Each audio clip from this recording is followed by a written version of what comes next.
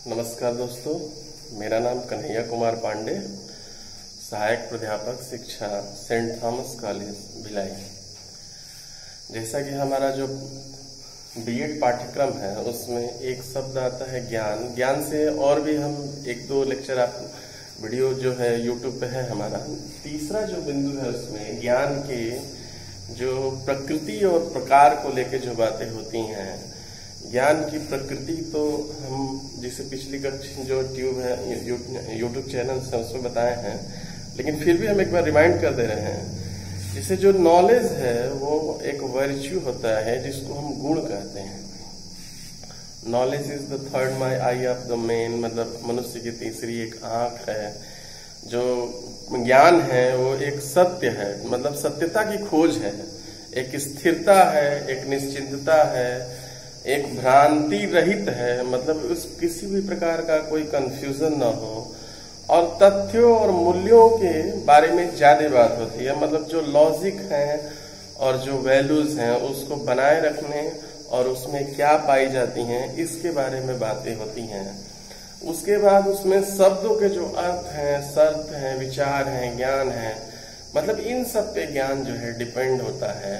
और ज्ञान की प्रकृति ये भी मानी जाती है कि अगर जो भाषा है, जो भी आपकी भाषा है, अगर उस भाषा में अगर अच्छे से संचार नहीं होगा तो सामने वाले के पास जो ज्ञान है वो पूर्ण रूपेण प्राप्त नहीं होगा। क्योंकि ज्ञान का जो प्रचार प्रसार होता है उसमें सबसे मूल बिंदु जो है वो संचार माना जाता है। चाहे वो आपका मदर टंग हो, चाहे आपका राष्ट्रभाषा हो, या जो भी चीजें हो, जिस भाषा का आप प्रयोग करें उस भाषा का प्रयोग आपका उसमें संचार जो होना चाहिए स्पष्ट होना चाहिए। और जो कंटेंट है वो कंटेंट जो है या जो टीचिंग मटेरियल्स हैं, सामग्रियां हैं जो भी पढ़ाई जाती हैं, वो एक मतलब एक विचार को दूसरे लोगों तक विचार पहुंचने के लिए काम करती हैं।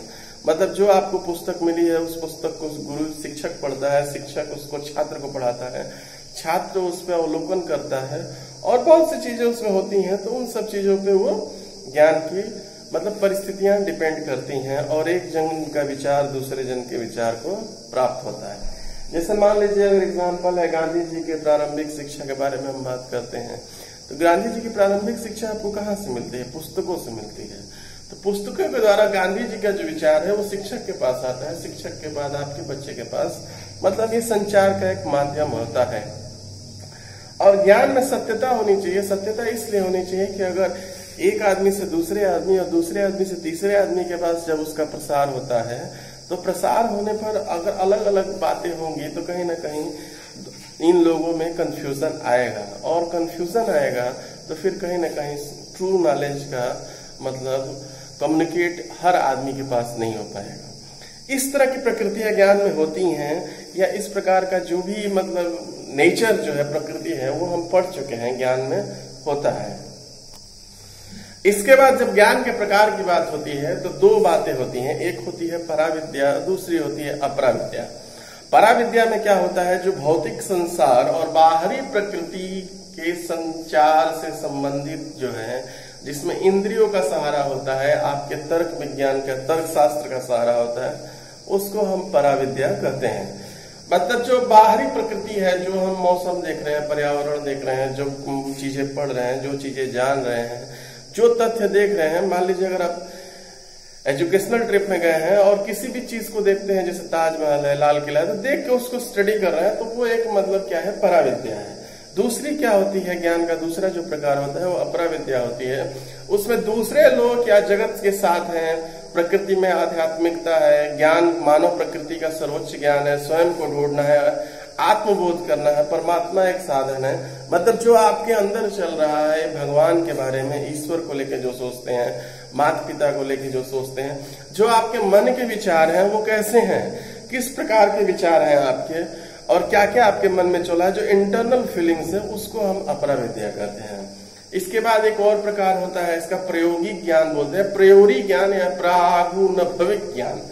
प्रियोरी नॉलेज और एम्पिरिकल नॉलेज, सेकंड पार्ट जो होता है प्रायोगिक ज्ञान। प्रायोगिक ज्ञान में, प्रियोरी ज्ञान में क्या होता है? प्रागुनभविक जो होता है उसमें क्या होता है? मान लीजिए ए का भाई बी, एक जो है वो बी का भाई है, और सी जो है सी का भी भाई बी है, तो उसमें हम डायरेक्ट जब रिलेशन निकालते हैं कि ए और सी भी आपस में भाई होंगे, तो इस प्रकार की जो परिस्थितियां जन्य प्रश्न होते हैं तो उसको हम प्रयोरी ज्ञान बोलते हैं। मतलब रीजनिंग एबिलिटी पे कि अगर यहां से मान लीजिए कहीं जा रहे हैं आप 2 किलोमीटर की दूरी है और वहां से अगर आप 5 किलोमीटर दूर और जाना है तो कुल मिला के जो 7 किलोमीटर का दूरी जब डायरेक्ट निकालते हैं तो इस प्रकार की जो परिस्थितियां ज्ञान होती हैं उसको हम प्रयोरी ज्ञान बोलते हैं। दूसरा आता है आपका इंपीरिकल नॉलेज, अनुभव, अवलोकन और निरीक्षण के आधार पर होता है। मतलब जो आपके जीवन के परिवेश में जो परिस्थितियां उत्पन्न होती है और उससे जो आप सीखते हो तो उसको हम प्रायोगिक ज्ञान या इंपीरिकल नॉलेज बोलते हैं। मतलब जो परिस्थितियां हैं, मान लीजिए अगर बादल आया है तो बारिश होगी, गर्मी हो रहा है तो मतलब टेम्परेचर जो होगा वो ज्यादा होगा। इस प्रकार की जो परिस्थितियां जन्य होती हैं जो आपके अनुभव के अनुसार व्याख्या की जाती है उसको हम इंपीरिकल नॉलेज बोलते हैं। इसके अलावा एक विशेष प्रकार होता है ज्ञान का प्रकार, मूलतः 2 ही होते हैं, पराविद्या और अपराविद्या।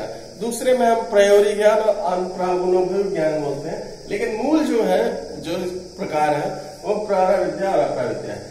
इसके अलावा जो विशेष प्रकार है उसमें आप्तवचन, प्रयोग सिद्धि, तर्क, वैज्ञानिक ज्ञान, क्रियात्मक ज्ञान, सहज बोध और श्रुति। मतलब testimony, empirical knowledge, reasoning ability, scientific knowledge, pragmatic knowledge और इंट्यूटिव और रिवेल्ड नॉलेज, इस पे हम बातें करते हैं। जो आप्तवचन होता है वो क्या होता है, अथॉरिटेटिव होता है। मतलब उसमें इंद्रियों को देखकर जो चीजें मन से निकलती हैं। मतलब अगर अभी इस समय अगर आप अपने प्रधानमंत्री का अगर फोटो देखते हैं तो फोटो देखने के बाद आपके मन में आता है कि नरेंद्र मोदी हैं, या अगर मान लीजिए अगर आप फोटो किसी और का देखते हैं तो बोलते हैं कि ये आदमी, ये व्यक्ति फला व्यक्ति है। तो इस प्रकार जो अंदर की जो फीलिंग आती है, जो इंटरनल आता है, अथोक्रेटिव है कि मतलब उसके बारे में आपको जानकारी है, उस ज्ञान को हम आप्तवचन या अधिकारात्मक ज्ञान, टेस्टिमोनी बोलते हैं। दूसरा जो होता है उसमें आपका होता है प्रयोग सिद्धि या सूझबूझ पर आधारित जो होता है इंपीरिकल। इसमें क्या होता है, sense are the gateway of the knowledge.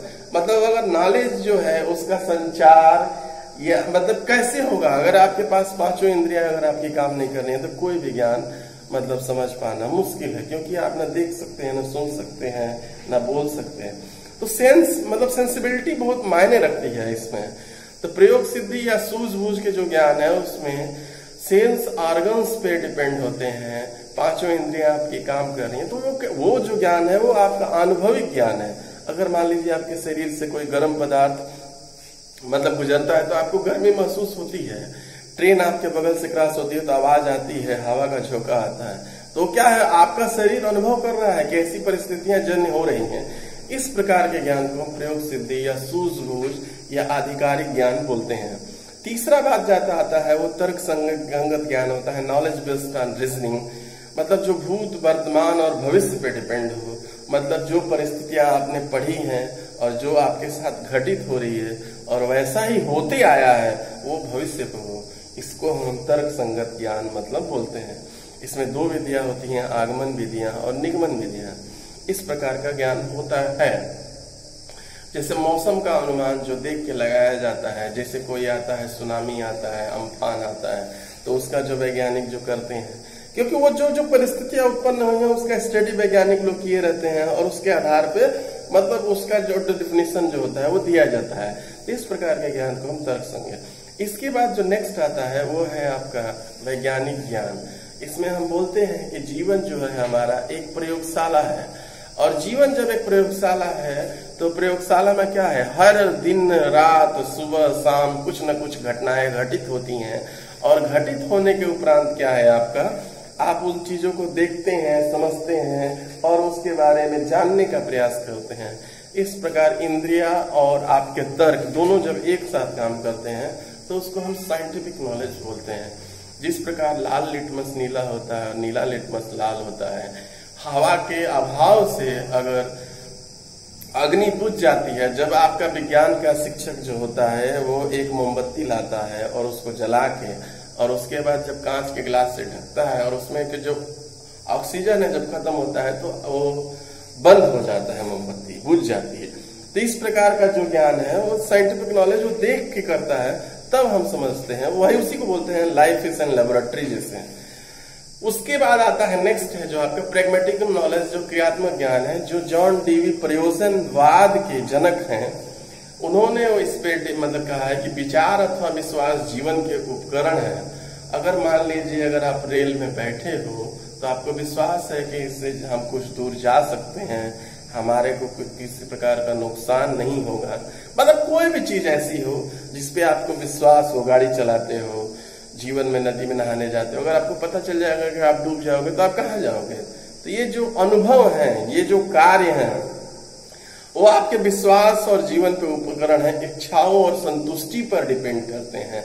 इस प्रकार के जो कार्य हैं, जो ज्ञान हमको मिलता है, वो क्रियात्मक ज्ञान बोलते हैं। इसका अगला बिंदु है सहज बोध अथवा अंतः प्रज्ञा, इंट्यूटिव नॉलेज। न व्यक्ति के अनुभव से, न बुद्धि से है, न तर्क बुद्धि से भी नहीं है, संपूर्णता एवं एकाग्रता से है, समग्रता से है। बुद्धि का विश्लेषण होता है, सामान्यकरण होता है, विभेदीकरण होता है। मतलब कि जो एनालिसिस ऑफ जो उसका मतलब जो है इंटेलिजेंस है, जनरलाइजेशन है, डिस्क्रिमिनेशन है, कैरेक्टराइजेशन है, आदि प्रक्रियाओं के बाद जो ज्ञान आता है उसको हम सहज बोध बोलते हैं। जैसे बच्चा जब प्रश्न करके आता है तो दिखाता है कि सर हमने ऐसे ऐसे किया, आपके बताए द्वारा किया, और शिक्षक देख के बोलता है नहीं, आपका प्रश्न उत्तर आपने सही नहीं किया है। बच्चा बोलता है जो उत्तर आपका आया है वही उत्तर मेरा आया है, तो फिर कैसे गलत हो गया। तो शिक्षक उस समय उसको बताता है कि आपने इन बिंदुओं को प्रश्नों में नहीं डाला है, इन चीजों को नहीं समझाया है, इन चीजों को छोड़ दिया। अगर गणित का है तो उसमें पॉइंट छोड़ा है, इज इक्वल टू छोड़ा है। इस टाइप की जो बातें होती हैं, वो चीजें, वो समग्रता होती है जो शिक्षक के पास है, लेकिन बच्चे के पास अभी नहीं है। वो समग्रता इन सब चीजों के बाद आती है तर्क शास्त्र, बुद्धि, अनुभव, इसके बाद मतलब धीरे धीरे आता है। इसको हम सहज बोध या इंट्यूटिव नॉलेज बोलते हैं। मतलब जो घटना पहले ही जान लिया जाए, मतलब परिस्थितियों को पहले पकड़ लिया जाए। जैसे बच्चे को शिक्षक बोलता है कि आप पास नहीं होगे, आप पढ़ोगे नहीं, इस प्रकार की जो बातें होती हैं। या बहुत से घटनाएं होती हैं कि अगर गाड़ी तेज चला रहे हो तो एक्सीडेंट होगा, क्योंकि परिस्थितियां क्या है, वो उसमें उस चीजों को समझ जाता है कि बच्चा जो है कंट्रोल गाड़ी पे नहीं कर पा रहा है, पढ़ने में ध्यान नहीं दे रहा है। ये सब जो ज्ञान है जो पहले आते हैं उसको हम सहज बोध अंतः प्रज्ञा बोलते हैं। एक अंतिम ज्ञान आता है श्रुति ज्ञान, जिसको हम रिवेल्ड नॉलेज बोलते हैं। उसमें क्या होता है, जैसे हिंदू जो होता है वेद पढ़ता है, मुसलमान कुरान शरीफ पढ़ता है, क्रिश्चियन जो है बाइबिल पढ़ता है, और सिख जो होते हैं वो गुरु ग्रंथ साहिब को पढ़ते हैं। तो मतलब ये लोग पढ़ते हैं अपनी परंपरा, अपनी भावनाएं, अपने धर्म के बारे में बातें करने के लिए, उन सब चीजों पर चर्चा करते हैं।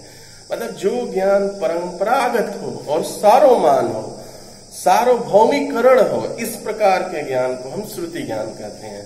मतलब जो एक आदमी से दूसरे आदमी, दूसरे आदमी से तीसरे आदमी, मतलब एक पीढ़ी से दूसरी पीढ़ी, दूसरी पीढ़ी से तीसरी पीढ़ी, इस प्रकार जो चीजें मतलब प्रसार होता है उसको हम परंपरागत या सर्वमान कहते हैं। जो धार्मिक और धार्मिक ग्रंथों से एक ही ग्रंथ है, लेकिन वो पीढ़ी दर पीढ़ी आगे बढ़ता जाता है, एक दूसरे के बारे में उसको समझाया जाता है, हर बार कोई नया सिखाता है, हर बार कोई नया सीखने वाला होता है। इस प्रकार जो ज्ञान प्राप्त होता है उसको हम श्रुति ज्ञान। ये हमारे विशेष प्रकार जो थे, जो 7 पॉइंट थे, मतलब वो विशेष ज्ञान है। लेकिन मूल जो है इसके पराविद्या और अपराविद्या 2 ही प्रकार होता है। इस प्रकार हमारा जो ज्ञान का प्रकार है वो पूर्ण होता है। इसके बाद जो ज्ञान का सोर्स है, क्षेत्र है, उस पर हम चर्चा करेंगे वो नेक्स्ट वीडियो में। धन्यवाद।